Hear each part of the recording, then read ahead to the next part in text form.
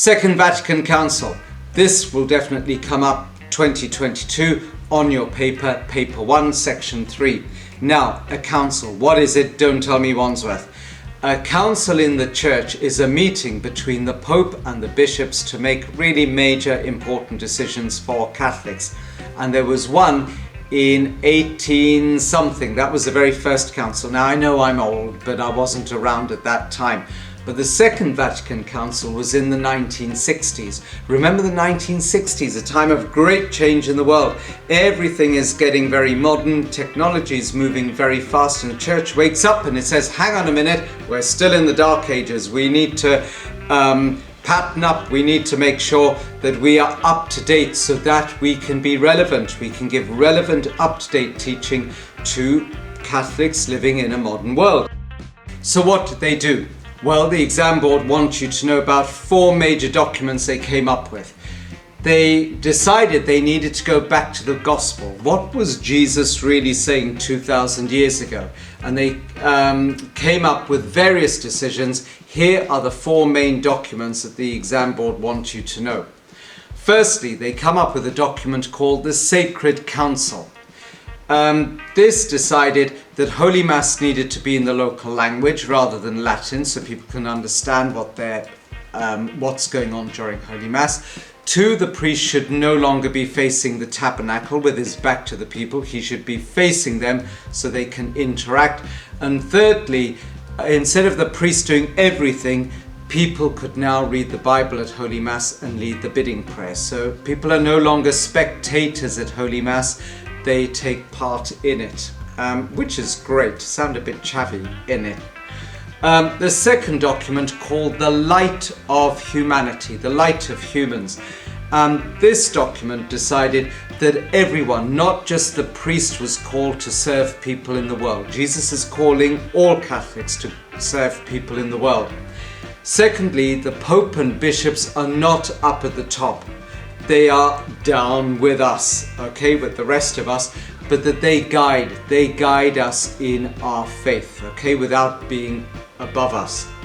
The third document has a beautiful title. It's just called Joy and Hope. Now this document is saying that Catholics need to speak up for the dignity of all and justice of all people, not just Catholics. So it's good because everyone's made in the image of God, so we should be looking out for everyone. It also encouraged Catholics to speak to people of other faiths and people like atheists of no faith to see how can we work together to make our world a better place. Then the fourth document, called the Word of God, obviously relates to the Bible. It said the Bible should no longer be read in Latin. Let people read it in their local language so they understand what is being said. So there's no more cop-out, well, I didn't know God wanted that, because we understand it in our own language. And it also encouraged Catholics to read the Bible so that they could see what the Word of God was and try to apply it to their own lives. The Second Vatican Council also encouraged Catholics to pray with other Christians. That's so important for unity. It's something Jesus would be proud of, he would love. So many Catholics loved the Second Vatican Council. I'm sure God loved it too. But there were others who didn't like it. They hated it. They said, we don't like the fact that Holy Mass is no longer in Latin. It's our holy language. We liked it as it was. And then there'll be others who say, well, actually, it didn't go far enough. Priests still can't get married, and we don't have women priests, so we don't like it.